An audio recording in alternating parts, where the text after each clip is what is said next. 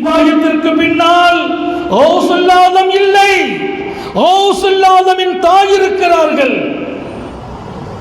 ஏன் நீ பொய் சொல்லாதே என்று என் தாய் சொன்னதால் நான் உங்கள்கிட்ட பொய் சொல்லல. நீ உங்க உம்மா சொல்லு கேட்டு பொய் சொல்லாம இருக்கிறியப்பா, நாங்க படைச்ச ரப்புக்கே மாத்தமா வாழ்றோம் என்று அந்த கூட்டத்துக்கு ஹிதாயத்து கிடைச்சிச்சு அப்படின்னு நான் நிறுத்தல. அந்த கூட்டத்துக்கு விலாயத்தும் கிடைத்தது. கௌசு நாயகத்திற்கு பின்னாலேயே அந்த கூட்டம் வர ஆரம்பிச்சிட்டாங்க. உங்கள் ஞாபகத்தில் பதிவு செய்வேன், ஒரு தாய் பிள்ளையை வளர்க்கும் இடம் உண்மையாளர்களாக நமது பிள்ளைகளை வளர்க்க வேண்டும்.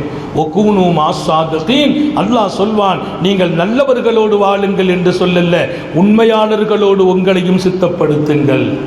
உண்மையாளர்களோடு அல்லாஹ்வின் உதவி இருக்கும். உண்மையாளர்கள் சோதனையில் பாதுகாக்கப்படுவார்கள். உண்மையாளர்களுக்கே வெற்றி தீர்மானிக்கப்படும்.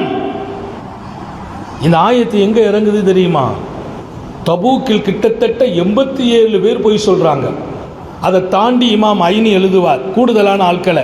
87 பேர் போய் சொல்றாங்க. பெருமானாரின் தர்பாரில் போருக்கு வரல, என் ஒய்ஃபுக்கு கால் ஒடிஞ்சு போச்சுங்கிறார். இன்னொருவர், நான் வரணும்னு நினைச்சேன், பாத்ரூம்ல நான் விழுந்துட்டேங்கிறார். இன்னொருவர் சொல்லுகிறார், எல்லா முயற்சியும் செய்தேன் யார் ரசூலல்லாஹ், வர்ற நேரத்தில் எனக்கு திடீர்னு உடம்பு வலி வந்துச்சுங்கிறார். அத்தனையும் பொய். இப்படி 87 பேர் பொய் சொல்றாங்க. பெருமானார் மன்னிக்கிறாங்க, விட்டுட்டாங்க, அல்லாவும் விட்டுட்டான். ஆனால் உண்மை சொன்னவர்களில் சையதுனா மாலிக், அல்லாஹ் குர்ஆன் ஷரீஃபில் அவங்கள சொல்றான். உண்மை சொன்னவர்களில் காப் இப்னு மாலிக், அல்லாஹ் எல்லாரையும் மன்னிச்சிட்டு அவங்களுக்கெல்லாம் மன்னிப்பை கொடுத்துட்டான். அவங்களை பற்றி அல்லாஹ் சொல்லும் போது ஃபாசிகீன்கிறான், அத்தனை பேர்களும் பாவிகள் என்றான். இவர்களுக்கு சோதனை கொடுக்கிறான் அல்லாஹ் காப் இப்னு மாலிக்.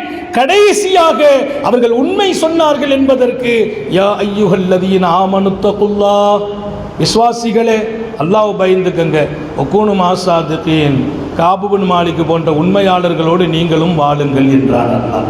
காப் இப்னு மாலிக் சொன்ன ஒரு செய்தியை இமாம் புகாரி எழுதுவார், என் வாழ்க்கையில் நான் உண்மை சொன்னதற்கு அல்லாஹ் கொடுத்த இந்த பாக்கியம், இப்போ நான் ஒரு முடிவு எடுத்தேன், ஹயாத் வரைக்கும் பொய் சொல்லக்கூடாது. இந்த வாழ்க்கையை நமது சாலிஹீங்களும் சாலிக்கீங்களும் பிள்ளைகளின் வளர்ப்பில் ஆரம்பமாகவே உங்கள் பிள்ளைகளை உண்மையாளர்களாக மாற்றுங்கள், உண்மையை பேச பழக்குங்கள். இரண்டாவது பகுதி, பாவங்களை விட்டும் அவர்களை தூரமாக்குங்கள். சிறுபிராயத்திலேயே பாவ சிந்தனைகள் பிள்ளைகளுக்கு வளரக்கூடாது. இன்னைக்கெல்லாம் 5 வயது சிறுவன் தவறு செய்கிறான், 7 வயது சிறுமி கேவலமான செயலில் போய் அகப்பட்டு விடுகிறாள். இங்கே யாரு காரணம்? உங்கள் பிள்ளைகளை பாவத்தின் மீது வெறுப்பை ஊட்டுங்கள். இமாமு சுலமி ஹஜ்ஜுக்கு போகிறார். அண்ணல் இமாமு சுலமி தன் அன்பு தாயாரை சந்தித்து சொன்னார், அம்மா நான் ஹஜ்ஜுக்கு போறேன், துவா செய்யுங்க. அம்மா துவா செய்யல. யா புனை தவஜ்ஜஹத இலா பைத்தில்லாஹில் ஹராம், மகனே நீ அல்லாஹ்வின் அருள் நிறைந்த வீட்டை நோக்கி போகிறாய். ஒரே ஒரு வார்த்தை சொல்வேன், காதில் கேட்டுக்கொள். தவஜ்ஜஹத இலா பைத்தில்லாஹில் ஹராம், அல்லாஹ்வின் புனிதமான வீட்டை நோக்கி நீ பயணிக்கிறாய். ஒன்றை மட்டும் ஞாபகம் வைத்துக்கொள். சொல்லிட்டு சொன்னாங்களா, எப்போதும் உன்னோடு இருக்கிற மலக்குகள் உன் மீது பாவங்களை குற்றங்களை எழுதுவதற்கு, நாளை போய் அல்லாஹ்ட்ட போய் காரணம் சொல்வதற்கு நீ வெக்கித்த நிலையில் ஹரமுக்குள் நுழைவாயாக. அல்லாஹ் யக்துபன் ஹாஃபிலாக, உன்னோடு இருக்கிற அந்த மலக்குமார்கள் பாதுகாப்பாளர்கள் உனக்கு பாவத்தை எழுதிடக்கூடாது. நாளைக்கு போய் அல்லாஹ் நான் தெரியாமல் செய்துட்டேன் நீ சொல்கிற இடத்துல நின்றக்கூடாது. இந்த உபதேசத்தை கேட்டுட்டு நீ ஹஜ்ஜிக்கு போனாங்களாம். யார்? அண்ணல் இமாமு சுலமியின் அன்பு தாய். இமாம் சுலமி சொன்னார், அந்த வார்த்தை என் இதயத்தில் ஆழமாக பதிந்தது. பாவத்தின் மீது வெறுப்பை அல்லாஹ்ட்ட கேட்டேன், மாத்திரமல்ல ஹரம் ஷரீஃபில் இருந்து நான் திரும்பும் வரையிலும் என் கண்களால், செவிகளால், வார்த்தைகளால், அல்லாஹ் மீது சத்தியம், என் உணர்வுகளாலும் நான் பாவம் செய்யவில்லை. எந்த வார்த்தை பழிக்குதோ இல்லையோ, மனசில் ஏறுறோ இல்லையோ, தலையில் வச்சு சுமக்கிறோமோ கல்பில் வச்சு சுமக்கிறோமோ இல்லையோ, ஒரு தாயின் வார்த்தை காலத்தால் அழியாது. 4 வயசில் என்னை வீட்டை விட்டு வெளியில் அனுப்பி மதரசாவுக்கு அனுப்புகிறாங்க எங்கள் உம்மா. அப்போ சொல்லி விட்டாங்க, மகனே பிஸ்மில்லாஹி தவக்கல்து அலல்லாஹ் மாஷா அல்லாஹ் லா குவத்த இல்லா பில்லா சொல்லிட்டு காலை கீழே வைனாங்க. 4 வயசு மக்தபில் சேர்க்கறதுக்கு வெளியில் கூட்டு போகிறாங்க. அப்போ சொன்னாங்க, மாஷா அல்லாஹ் லா குவத்த இல்லா பில்லா பிஸ்மில்லாஹி தவக்கல்து அலல்லாஹ் மாஷா அல்லாஹ் லா குவத்த இல்லா பில்லா சொல்லிட்டு காலை கீழே வைனாங்க எங்கள் உம்மா. அன்னைக்கு நான் படித்தேன் மதரசாவில் போய் நான் ஓதுனது 18 வயசுக்கு பின்னால்.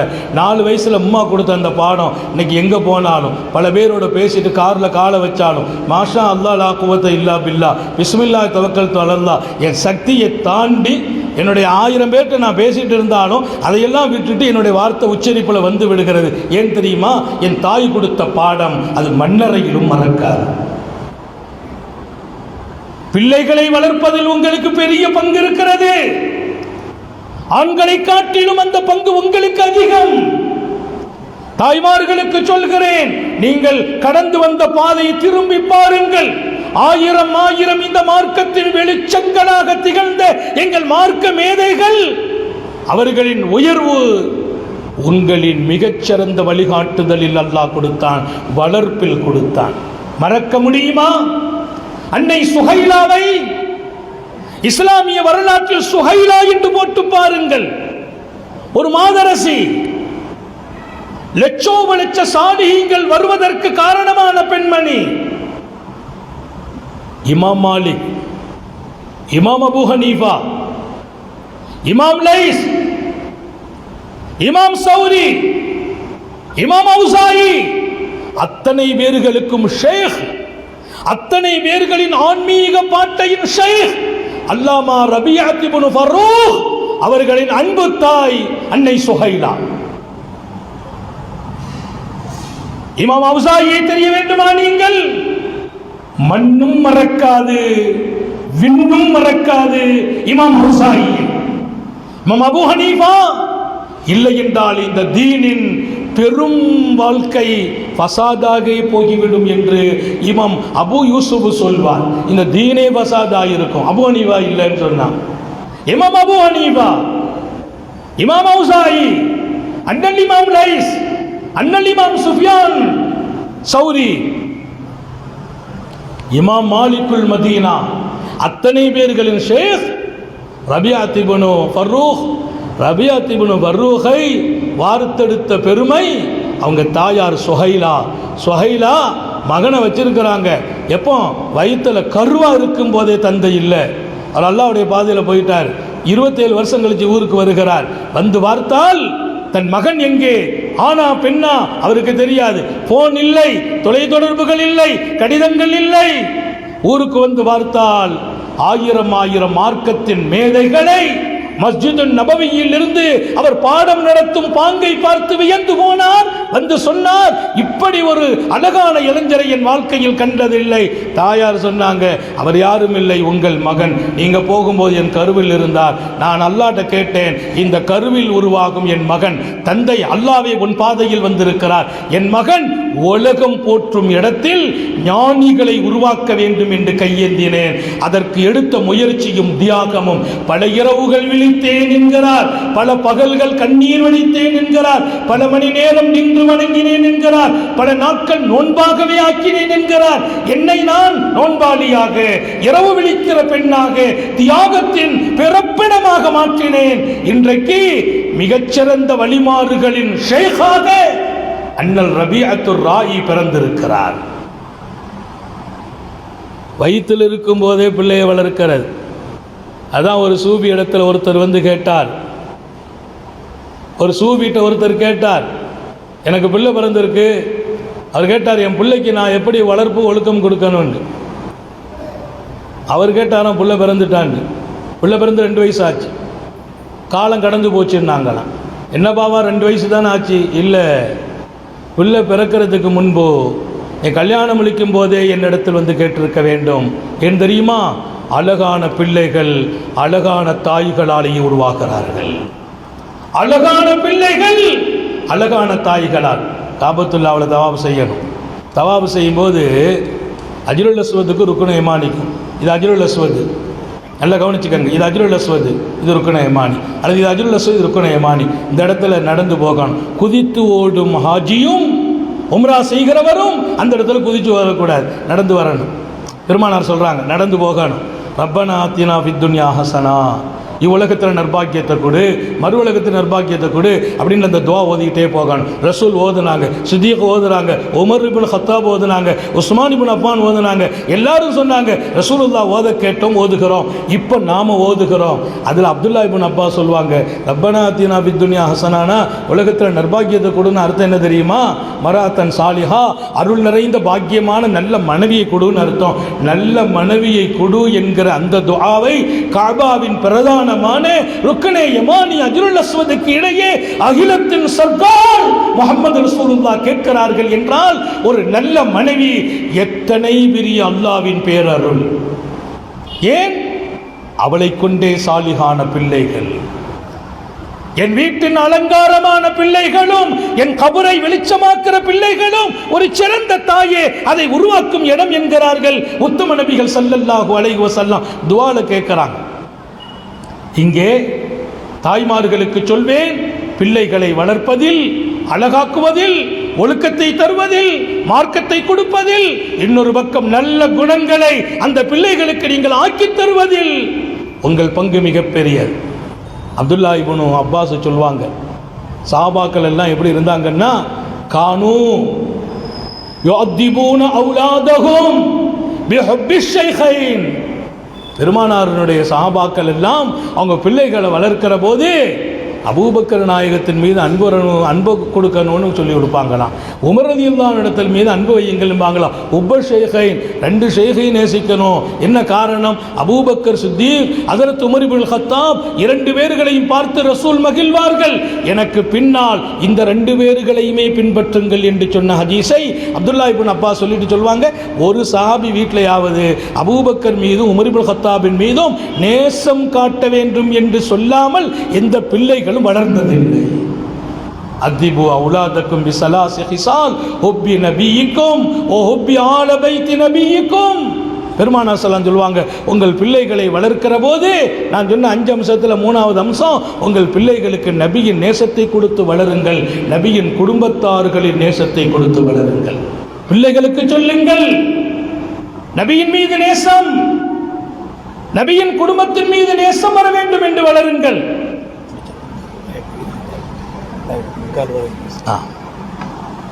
நபியின் மீது பிரியம் வரணும். நம்ம பிள்ளைங்களுக்கு எத்தனை பேர் அதை வளர்க்கிறோம்? தாய்மார்களுடைய கவனத்தை கேட்கிறேன். ரசூலுடைய முஹப்பத்தை சொல்லி வளருங்கள். பெருமானாரின் ஹதீஸை சொல்லிக் கொடுங்கள் பிள்ளைகளுக்கு. அன்னை பாத்திமத்து ஸஹரா ரலியல்லாஹு அன்ஹா இமாம் ஹசனோடு உட்கார்ந்து சாப்பிட போகிறாங்க. ஹசனை கூட குல்மாயி நாங்களாம், என் கூட சேர்ந்து சாப்பிடுவா மகனே நாங்கள். ரொம்ப பாசம், ரொம்ப பாசம் அம்மாவுக்கு. ஆனால் ஒரு விஷயத்தில் கவனம் வச்சுருந்தாங்க. நான் இப்பவும் சொல்கிறேன், பிள்ளைகள் மீது அன்பு காட்டுவதற்கு மார்க்கம் தடை விதிக்கல. அன்பு காட்டுங்கள் என்றார்கள் பெருமானார், நேசம் வையுங்கள் என்றார்கள்.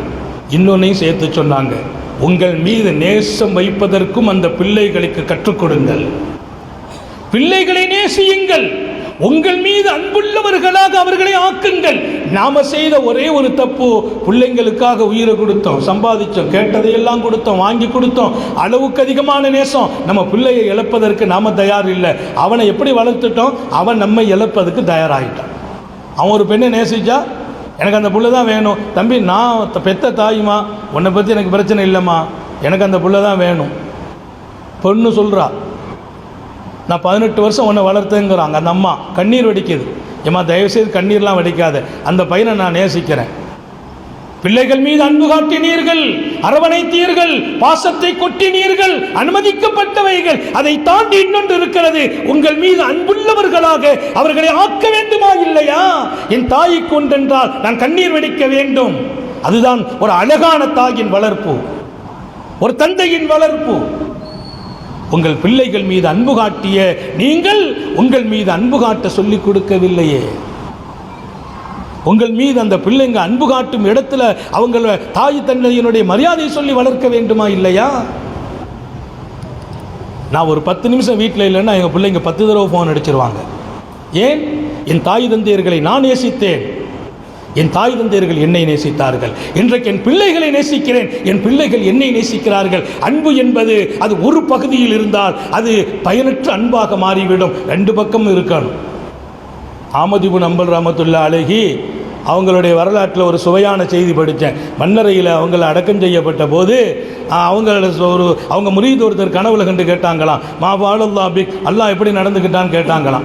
அஹ்மத் இப்னு ஹம்பல் சொன்னாங்க, என்னை கபூரில் வச்ச போது மலக்கு 2 பேர் வந்தாங்க, வந்து கேட்டாங்க, மண் ரப்புக்கான்னு கேட்டாங்க, ரப்பு யாருண்டு. நான் உடனே சொன்னேன், நான் யாருன்னு அவன்கிட்ட போய் கேட்டு வாங்கன்னு சொன்னேன். நான் படித்த வரலாறு, கிதாபுகளுடைய சான்றோடு நான் படித்த வரலாறு. நான் யார் என்று அவனிடத்தில் கேளுங்கள். மலக்குமார்கள் சொன்னாங்களே, எங்களுக்கு கேள்வி கேட்கத்தான் தெரியும், இங்கே புதுசாக நீங்கள் ஒரு கேள்வி கேட்டால் அதுக்கெல்லாம் எங்களுக்கு பதில் சொல்ல தெரியாது. அல்லாஹ் எங்களுக்கு படித்து கொடுத்த பாடம் மன்றப்புக்கான் மட்டும்தான் கேட்போம். நம்ம நிறைய பேர் உஸ்தாமார்களோ கல்லூரிகளிலோ கொஸ்டின் எடுத்து தருவாங்க, அவங்களுக்கு கொஸ்டின் மட்டும்தான் எடுக்க தெரியும், பதில் அவங்க எழுத மாட்டாங்க. எல்லா கொஸ்டினுக்கும் பதில் தெரிஞ்சுக்கிட்டால் நம்ம எடுக்க போகிறோம். ரெண்டாவது நம்ம பதில் அந்த பதிலை நம்ம ஏற்றுக்கிறணும், மார்க் போடணும்னா கிதாபை திறந்து வச்சு பார்த்து தான் போடுறது. நான் உட்பட அதான் நடக்கும். அவங்க மலக்குமார்கள் சொன்னாங்களா, மன்றப்புக்கான்னு கேட்குறது இங்கே கட்டலை. அதெல்லாம் இல்லைங்க, நான் யாருன்னு அவன்கிட்ட போய் கேளுங்க. மலக்குமார் 2 பேரும் அல்லாட்ட போனாங்களா, ரப்பே வித்தியாசமான ஆள், ஒரு ஆள் அடக்கமாக இருக்கிறாரு, ரப்பு யாருன்னு கேட்டால் நான் யாருன்னு கேட்க சொல்கிறாரு. அல்லாஹ் சொன்னான்னு அவர் கரெக்டாக தான் கேட்குறாரு, நான் என் அடிமைன்னு சொல்லுங்கள் அவர்கிட்ட போய். ஓ அப்தி, என் அப்துன்னு பதில் சொல்லுங்க. மலக்கள் வந்தாங்க, அல்லாஹ் சொல்லிட்டான் நீங்கள் அவனுடைய அடிமையா. இப்போ கேளுங்க, எல்லாத்துக்கும் நான் பதில் சொல்கிறேன். ஏன்னா நீண்ட காலமெல்லாம் நன் வாழ்க்கையில் பக்குவம் பெற்றதிலிருந்து, கல்வி படித்ததிலிருந்து, என் தாய் என்னை உருவாக்கியதிலிருந்து, அஹ்மத் இப்னு ஹம்பலை உருவாக்கிய அவங்க தாயாரை நான் மறக்க முடியாத அன்னை சஃபியா. எத்தனை பெரிய பெண்மணி, தந்தை இல்லாத அனாதை இமாம் அஹ்மத் இப்னு ஹம்பல். சொல்லுவாங்க 3 மணி, அவங்க சொல்கிற கணக்கு, ராத்திரியின் கடைசி இரவில் என் தாயார் என்னை எழுப்புவாங்க, எனக்கு வெண்ணி போட்டு தருவார்கள். நல்ல ஞாபகம் வைக்கணும், நான் 4 வயசு குழந்தை, என்னை எழுப்பி வெண்ணி போட்டு தருவார்கள், அதில் ஒது செய்ய வைப்பார்கள். பக்கத்தில் பள்ளி இல்லை, கொஞ்சம் தூரத்தில் மஸ்ஜித், அந்த மஸ்ஜிதுக்கு என்னை கூட்டு போய் சுபூ தொழ சொல்லுவாங்க. ஒரு வார்த்தை மட்டும் கண்டிஷனாக போடுவாங்க, மகனே தொழுதுட்டு இமாம் சலாம் கொடுத்தவொன்னு அங்கே உட்காந்துக்க கூட எஞ்சி வந்துடணும்பாங்க. நானும் சரின்னு போவேன். என் தாயார் வெளியில் இருட்டில் மறைஞ்சு நிற்பாங்க, நாங்கள் போய் தொழுவேன். தொழுது முடிச்சுட்டு உடனே எழுந்திரிச்சு ஓடி வருவேன். ஒரு நாள் அம்மாட்ட கேட்டேன், ஏமா டெய்லி என்ன உடனே வான்னு சொல்கிறேன், உனக்கு விஷயம் தெரியாதாப்பா, ஒன்றை நான் அங்கே விட்டுட்டு நான் அந்த பக்கமாக நின்று கொண்டே இருப்பேன், நீ வந்த பின்னால் நான் அதற்கு முன்பு நீ வந்த பின்னால் நான் போய் வீட்டில் சுபு தொழணும், எனக்கும் ஒரு ஆசை உண்டு, முதல் நேரத்திலேயே சுபுகை முடிக்க வேண்டும். அவ்வளவு வக்தில் தொழுறது ஒரு பெரிய பரக்கத். என் நண்பர் ஒருத்தர் ரொம்ப நாளாக காணலை, அவர் வந்தார். இஷா தொழுகையில் பள்ளிவாசலில் பார்த்துட்டேன். மாணவர்கள்ட்ட சொன்ன கொஞ்சம் போய் பின்னால் நில்லுப்பா, அவர் பின்னால் தொழுது நிற்காரு. அவர் வீட்டுக்கு போயிடாமல் நிப்பாட்டுவே, நான் கொஞ்சம் சந்திக்கணும்னு. நான் சொன்னதெல்லாம் முடிச்சுட்டு கொஞ்சம் கடைசியாக தான் வருவேன். வந்து பார்த்தா பையன்கிட்ட கேட்ட பேசுனியா, இல்லை அவர் தொழுதுகிட்டே இருக்கார். இப்போ நானும் பக்கத்தில் உட்காந்துட்டேன். அவரை பார்த்தா தொழுகிறாரு, சலாம் கொடுக்குறாரு, தொழுகிறார். இப்போ நான் ஒரு முடிவுக்கு வந்துட்டேன், நம்ம தான் ரொம்ப நேரம் தொழுகிறோம்னு நினச்சோம். நம்ம இல்லை, நம்மை விட இவர் விசேஷமான ஆள். சலாம் கொடுத்தோன்னே, என்ன அண்ணன் ரொம்ப நேரம் உங்களுக்காக காத்திருக்கிறேன், அப்படி நீங்கள் தொழுகிற தொழுகை நானும் தெரிஞ்சுக்கிட்டேன், நானும் தொழுதுக்குருவேன். அர்ஜுனா அசது ஒன்று தயவு செய்து என்னை கேள்வி பண்ணாதீங்க, இது 1 வார தொழுகையின் கதான்னார். 1 வார தொழுகையை மொத்தமாக சேர்த்து தொழுகிறார். அன்றைக்கி ஞாயிற்றுக்கிழமை வாரம் பூரா தொழாமல் இன்றைக்கி தொழுதுருவேன். இங்கே வாழும் இந்த சமூகம், அம்மா சொல்வார்கள், முதல் நேரம் தப்பிவிடக்கூடாது. எனக்கு ஆரம்ப நேரம், தொழுகையினுடைய ஆரம்ப நேரத்துக்குன்னு தனி பவர் இருக்குது, 2வது நேரத்துக்குன்னு ஒரு சூழல் இருக்குது. அந்த முதல் நேரத்தில் நானும் சுபு தொழணும். நீ இமாமுக்கு பின்னால் தொழுதுட்டு கொஞ்சம் நேரம் பயான்லாம் கேட்டுக்கிட்டு வந்தால் எனக்கு அந்த நேரம் தப்பிடுமா அப்படின்னு சொல்லி கூப்பிட்டு வந்து அம்மா அதுக்கு பின்னால் தொழுவாங்க. எனக்கு மார்க்கத்தை கொடுத்தாங்க, கல்வியை கொடுத்தாங்க, குரானை கொடுத்தாங்க, அல்லாவை கொடுத்தாங்க, ரசூலை கொடுத்தாங்க. நான் ஒன்றை சத்தியமிட்டு சொல்லுகிறேன், என் தாய் இல்லாமல் என் வாழ்க்கையும் இல்லை, தீனும் இல்லை. இந்த மார்க்கத்தின் 4 இமாம்களில் இமாம் அஹ்மத் பின் ஹம்பல் சொல்வார், லா தீன் அலி வலா ஹயாத் அலி இல்லா பி உம்மி, என் தாய் இல்லாமல் தீனும் இல்லை, மார்க்கத்தின் ஞானமும் இல்லை, என் வாழ்வும் இல்லை, எல்லாமே என் தாய். எப்படி என் பிள்ளைகளை நான் வளர்த்தேன், வார்த்தெடுத்தேன். உங்களை நான் ரொம்பவே சிந்திக்க சொல்கிறேன். ஆழமான செய்தி இங்கே இருக்கிறது, நேரம் ரொம்ப சுருக்கமான. நான் 10:30 நினைச்சேன், ஹதரத்து 10:45 வரைக்கும் கொடுத்த இன்னும் கொஞ்சம் செய்திகளை தொடர முடிகிறது. அப்படிப்பட்ட அஹ்மத் இப்னு ஹம்பல் அல்லாஹ்ட்ட சொன்னாங்களா, நான் யாருன்னு கேட்டு வர சொல்லு, நீ அப்துன்னு அல்லாஹ் சொன்னா. இப்போ சொன்னாங்களா, நான் இத்தனை வருடமாக என் தாய் என்னை 4 மணிக்கு எழுப்பி சுபுகுல் பள்ளி வாசலில் கொண்டு வெண்ணி போட்டு சுபுகு தொழுவதற்கு உது செய்ய வைத்த நாள் முதல் இன்று வரையிலும் என் ரப்பு அல்லாஹ் அல்லாஹ் என்று சொன்னேன். நான் சத்தியமிட்டு சொல்லட்டுமா, அல்லாஹ் அல்லாத யாரையும் நான் வணங்கியதும் இல்லை, அல்லாஹ் அல்லாத யாரிடத்திலும் நான் கேட்டதும் இல்லை, அல்லாஹ் அல்லாத யாரிடத்திலும் என் பிரச்சனை சொன்னதும் இல்லை. அது நானாக செய்யவில்லை, என் தாய் படித்துக் கொடுத்த பாடம். தாய்மார்களுக்கு கேட்கிறேன், அஹ்மத் பின் ஹம்பலின் அந்த அன்னை சபியா எத்தனை வீட்டில் இன்றைக்கு வளருகிறார்கள், வாழ்கிறார்கள். வாழ வேண்டுமா இல்லையா? என் பிள்ளையின் அழகிய எதிர்காலத்தை நான் தீர்மானிப்பது தானே அந்த பிள்ளை அல்லாஹ் கொடுத்ததற்கான நன்றி. நான் சொன்னாங்கலாம் காலம் போகிற ரப்பு அல்லான்னு சொல்லிக்கிட்டு இருக்கேன். எனக்கு ஒரே ஒரு டவுட்டு தான், அவன் என்ன அப்தாக ஏற்றுக்கிட்டானா? என் எஜமான் அல்லான்னு சொல்லிட்டேன், என் அடிமை தான் நான் அல்லாஹ் ஏற்றுக்கிட்டானா? அது தெரியல, அதான் உங்கள்கிட்ட கேட்க சொன்னேன். அல்லாஹ் சொல்லிட்டேன், என் அடிமை தான் அவர், என் அடியான் தான் சொல்லிட்டான். அல்ஹம்துலில்லாஹ், என்ன கேள்விகளுக்கு நான் பதில் சொல்கிறேன்னு சொன்னாங்களாம். வரலாற்றினுடைய இந்த செய்தியை பெருமக்கள், குறிப்பாக இமாம் கசாலி உட்பட எழுதிவிட்டு கொடுக்கிற பாடம், அல்லாஹ்வோடு நான் வைத்த அன்பை அல்லாஹ் ஏற்றுக்கொண்டதன் அடையாளமும் இருக்க வேண்டும். அதுபோலுதான் ஒரு தாய் பிள்ளையோடு வைத்த அன்புக்கு பகரம் பிள்ளை தாயோடு வைக்க வேண்டும். கணவன் மனைவியோடு வைத்த அன்பின் பகரம் மனைவி கணவனோடு வைக்க வேண்டும். தந்தையோடு நான் வைத்த அன்பின் பகரம் தந்தை பிள்ளையோடு வைக்க வேண்டும். இங்கே ஹஜ்ரத் ஃபாத்திமுத்து ஸஹராவை சொல்லி முடிப்பேன். குல் மஇ, என்னோடு சாப்பிடு மகனே. அவங்க சொல்லிட்டாங்க, இல்லைம்மா எனக்கு பசி இல்லைன்னாங்க. இமாம் ஹசன் ஃபாத்திமுத்து ஸஹரா சாப்பிடலை. மகனே நீ எங்கூட சாப்பிடணும். இல்லைம்மா எனக்கு வேண்டாம். 3வது சொன்னாங்க, நீ சாப்பிடலைன்னா நான் சாப்பிட மாட்டேன். அப்பவும் வேண்டான்னாங்க. 4வது சொன்னாங்களாம், மகனே உனக்கு ஒரு விஷயம் தெரியுமா, என் தந்தையும் உன் பாட்டனாரும் முஹம்மது ரசூலுல்லாஹ் ஸல்லல்லாஹு அலைஹி வஸல்லம் நான் கேட்டிருக்கிறேன். அவங்க வாழ்க்கை உனக்கு எவ்வளோ அழகானது, அவங்க எப்படிப்பட்ட இடத்துல இருக்கிறாங்க நீ தெரிஞ்சிருக்கிற. உன் இடத்துல நான் ஒரு செய்தியை சொல்கிறேன். ரிதர் ரப்பி வி ரிதல் வாலிதி, அல்லாஹ்வுடைய பொருத்தம் வேணுமா, திருப்தி வேணுமா, ரசூலுடைய திருப்தி வேணுமா, பொருத்தம் வேணுமா, உங்கள் உம்மா வாப்பாவுடைய பொருத்தத்தில் தான் அது கிடைக்கும்னு சொன்னாங்க. உன் பாட்டனார் என் தந்தை முஹம்மது ரசூலுல்லாஹ். இமாம் ஹசன் கையை கழுகி சாப்பிட உட்கார்ந்தாங்களாம். உட்கார்ந்துட்டு சொன்னாங்க, என் அன்பு தாயே கேட்டுக்கங்க, உங்கள் மேலே நான் உயிரையே வச்சிருக்கிறேன். அதனால தான் உங்கள் மீது நான் வைத்த பாசத்தின் அடையாளம் தான் இந்த சாப்பாடு. பாத யௌமை, 2 நாளைக்கு பின்னால் உங்களுக்கு கிடைத்த முதல் உணவு. 2 நாளாக நீங்கள் பசித்திருக்கிறீர்கள், 2 நாளாக நீங்கள் ஒன்றையும் உண்ணவில்லை. என் தாய் உண்ணவில்லையே உண்ணவில்லையே என்று நான் ஏங்கி கண்ணீர் வடித்துக் கொண்டிருக்கிறேன்.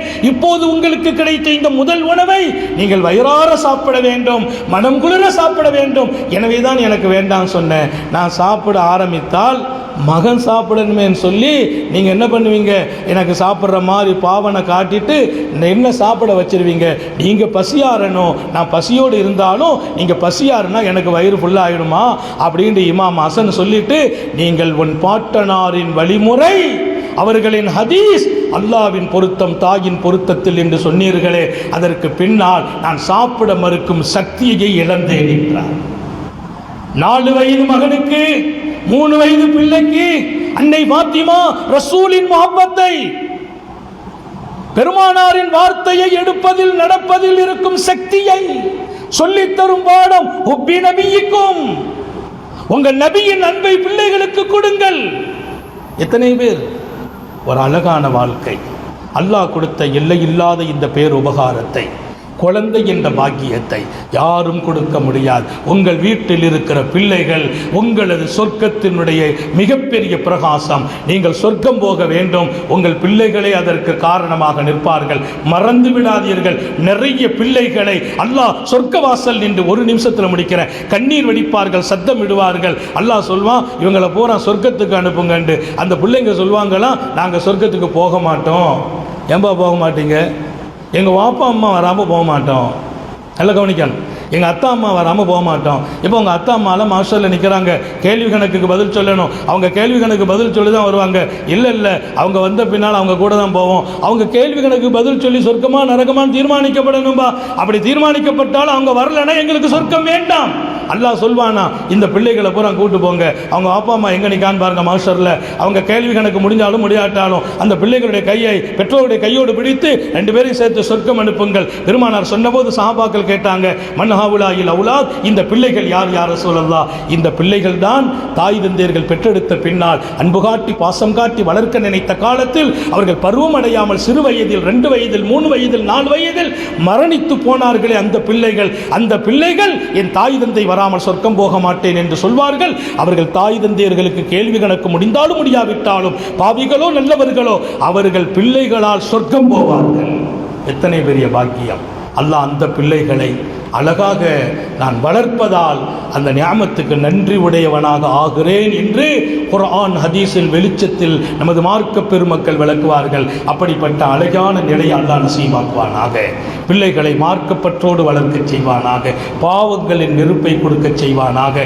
சாலிஹீங்களின் நல்ல தொடர்பை கொடுத்து வளர்க்கணும். இதெல்லாம் அடுத்தடுத்த தொடரில் இருக்குது. சாலிஹீங்களின் நல்ல தொடர்பை கொடுத்து வளர்க்க செய்வானாக. நமது பிள்ளைகள் மீது அன்பு காட்டுவதோடு நம்மின் கண்ணியத்தை அவங்க புரிஞ்சு நம்மீது அன்புடையவர்களாக அவர்கள் மாறவும் அல்லாஹ் தௌஃபீக் செய்வானாக. நம்ம பிள்ளைங்க நம்ம கையை பிடிக்கணும், நம்ம பிள்ளைங்களுடைய கையை பிடிக்கணும். 2 பேரும் ஒருவரை காரணமாக்கி ஒருவர் சொர்க்கம் பெறும் இடத்தில் அல்லாஹ் இந்த பிள்ளைகளையே அந்த பாக்கியத்தை தேர்ந்தெடுக்க செய்வானாக. நீண்ட நெடிய நாட்கள் நோய் நொடிகள் இல்லாமல் உடல் ஆரோக்கியத்தோடு மனநிறைவோடு இன்பத்தோடு அல்லாஹுவை நின்று வணங்கி வழிபட்டு வாடும் நசீபையும் பாக்கியத்தையும் எல்லாம் அல்ல அல்லாஹ் உங்களுக்கும் எனக்கும் நம்மை ஈன்றெடுத்த தாய் தந்தையர்களுக்கும் நமது மனைவி மக்கள் ஒற்றார் உறவினர் யாவருக்கும் கொடுத்தருள் புரிவானாக. ஹயாத்தை கொடுக்கும் காலம் வரையிலும் நம்மையும் நமது குடும்பத்தையும் ஆஸ்பத்திரி வாழ்க்கையிலிருந்து பாதுகாப்பானாக. அதன் செலவு சிரமங்களிலிருந்து பாதுகாப்பானாக. முடங்கி விடாமல் யாருக்கும் சுமையாகி விடாமல் அல்லாஹ் நம்மை ஆக்கி வாழச் செய்வானாக. விடும் மூச்சும் எழும் பேச்சும் அவன் சிந்தனையாக்குவானாக. ஓடும் இரத்தத்தில் அவன் அன்பு கலந்து ஓடச் செய்வானாக. நமது வீட்டு பிள்ளைகளை அல்லாஹுவின் நினைவோடு வாழ நாம் வளர்க்கும் இடத்தில் நம்மை ஆக்கி வைப்பானாக. மார்க்கத்தோடு ஒழுக்கத்தோடு ஷரியத்தோடு நபியின் நேசத்தோடு நாளை மறுமையில் நம்மை அல்லாஹ்வின் வினித தர்பாரில் என் தாய் தந்தையர்கள் தான் என்னை அழகாக ஆக்கினார்கள் என்று பேசும் பிள்ளைகளாக நாம் பெற்ற ஆண் மக்கள் பெண் மக்களை ஆக்கி வைப்பானாக. உயிரினும் மேலான கண்மணி ஹாத்தமுன் நபியின் சர்தாரே ஆலம் சுந்தர நபிகள் ஸல்லல்லாஹு அலைஹி வஸல்லம் அவர்களை கனவிலும் நனவிலும் கண்டுகளிக்கும் பெரும் பாக்கியத்தை அல்லாஹ் நம் யாவருக்கும் கொடுத்தருள் புரிவானாக என்ற நல்ல துஆக்களோடு உங்கள் எல்லோருடைய துஆவை ஆதரவு வைத்து என் வார்த்தைகளை நிறைவுபடுத்துகிறேன். வாஹிரு தஅவானா அல்ஹம்துலில்லாஹி ரப்பில் ஆலமீன். அஸ்ஸலாமு அலைக்கும் வரஹ்மத்துல்லாஹி வபரகாத்துஹு.